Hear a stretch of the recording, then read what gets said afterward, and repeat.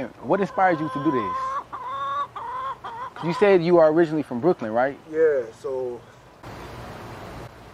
growing up around the guys and nerds, growing up around Nation of Islam, I grew up in a Baptist church, so I grew up with a lot of knowledge and information from a lot of different sources. I joined the Navy and actually left home when I was 17 years old, and I literally went around the world, right? And when I went around the world, I went with a book in my hand from the Browder Files by Anthony T. Browder, and I'm literally going to the places that he's describing in this book. As I'm discovering all these things, I start figuring out all the things that I'm missing and I'm lacking.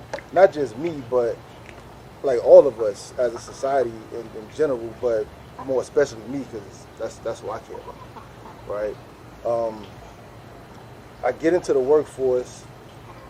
I'm in the hustle and bustle. I'm hating life. I'm driving home one day and I listen to NPR and they have an episode where they say 120 square foot garden could feed a family of four for a year. That sounded very intriguing, so I looked it up.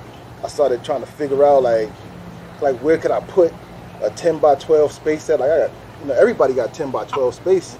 Like you have a wall, you have plenty of backyard. Like everybody can do this. So my brain just started working, trying to figure out like how can I do this. I find out that they doing aquaponics, or what looks like aquaponics, in Kemet on the walls, right? It looks like they're using fish to fertilize their plants that they got growing around. And I'm finding out these things as I'm discovering all this stuff about plants, and I'm like, oh, I can do this stuff.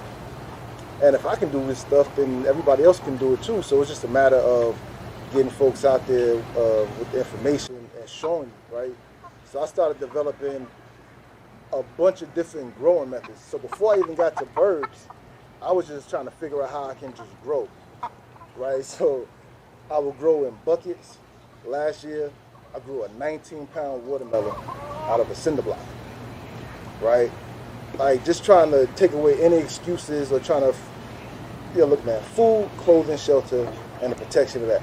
Like those are our responsibilities, not as black people, but as human beings, right? If you want to survive from now to the next day, you actually got to sustain yourself, right? You got to give your body energy, and having a job doesn't do that, right? Having a job doesn't mean that you can take care of a bird, right? That you can grow your own food, right? If you lose your job, you lose your money, you can't go grocery shopping, right? So I'm trying to figure out ways to mitigate those things so I can reduce my PTSD, my post-traumatic slave syndrome, right? Because we wigging out here in the street.